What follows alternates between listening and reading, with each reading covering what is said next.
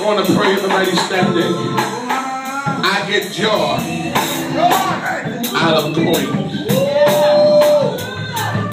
to God's house. Now I got to tell you, there are some church folks that get on my nerve. But God ain't never done nothing to me. What? There are some folks that I don't want to be around, but God. My brother, my next oldest brother, if he was alive, he'd be 71. But my oldest brother is still alive, he's 76. But my next to oldest brother was out of church for 15 years.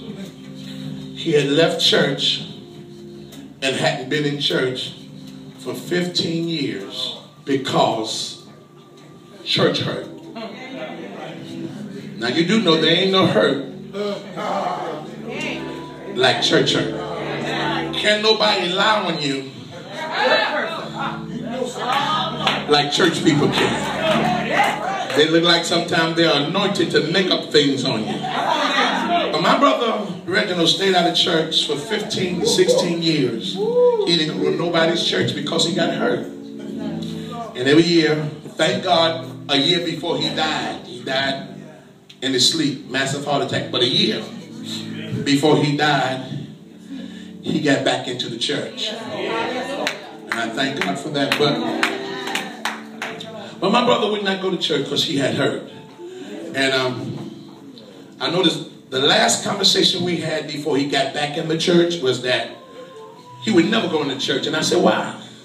His exact words was, there's some hypocrites in the church. And I told him, you're right. He said, there's some two-faced people in the church. I told him, you're right. He said, there's some homemongers. I said, you're right. He went on down the line, there's some of this, some of this, some of this, and I told him, you're right. I got no argument with you. There's some all in the church. He looked at me and said, I don't understand. Then why do you serve God like you serve him? I said, let me tell you this, bro. You're older than me, but let me tell you this.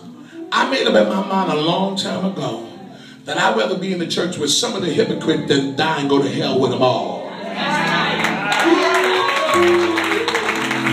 Just look at two persons and tell them, I take my chances in the church. Come on, look at two persons and tell them, I take my chances. I'll take my chances in the church. You know what I'm saying? I'd rather be in the church with some of them than to die and go to hell. Talk to me, somebody. And I don't know, I felt led to tell you what me and my brother talked about. And when I said that to him, his eyes opened up. And he said to me, Al, I never heard that before. And I said, God gave me that sermon one day when I went to preach for somebody about Noah. God said, Noah, bring 2 of every kind of animals in the ark. And he brought them in the ark, and the Bible says he shut the door. And he sent an angel to get the key, because he knew Noah would get weak and open up the door.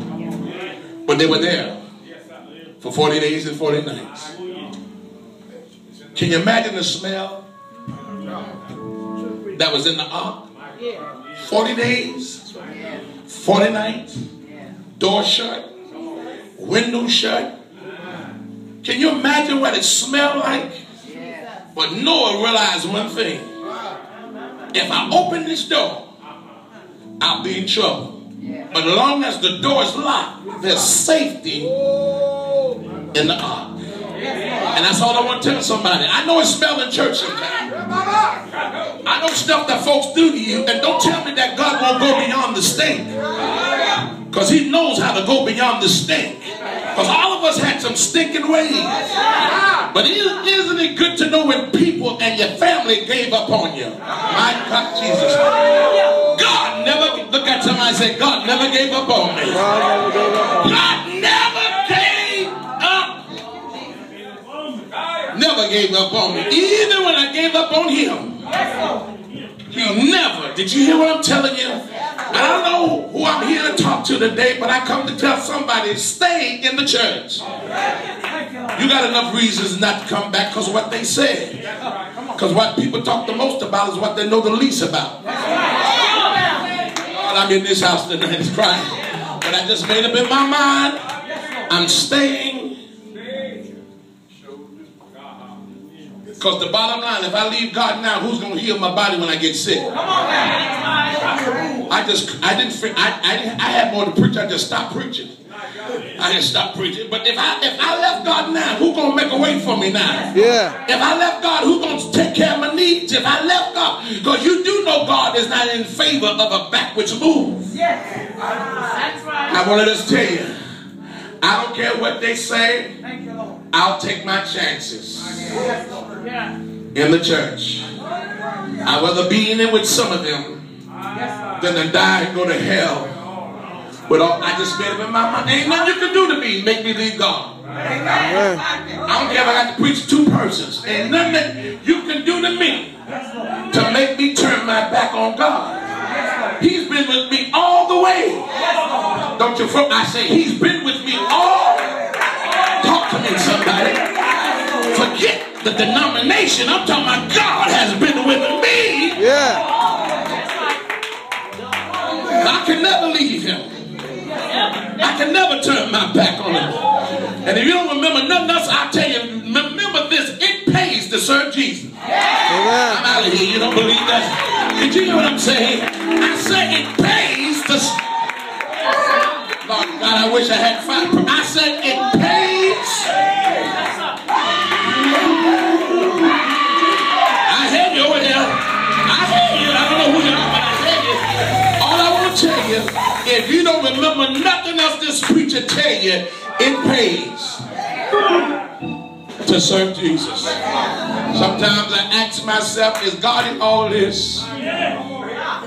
Just from 1 o'clock this morning until 8 o'clock this morning, I got over 20 different emails and texts about this is wrong, this is wrong, this is wrong, this is wrong, this is wrong. And I just sat on the side of my bed around about 9 o'clock this morning saying, is it worth all of this? Because these church folks, this is a strange church age.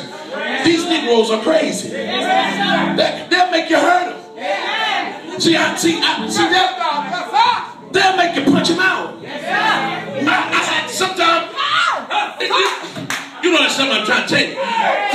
These church folks are crazy. They will woof you and can't even fight. Man told me the other day, let's go outside. We ain't got to go outside. We'll walk our way out. Go outside. Nigga,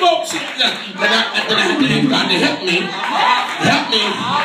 Because I ain't no punk. I'll beat you until you beg me to kill you.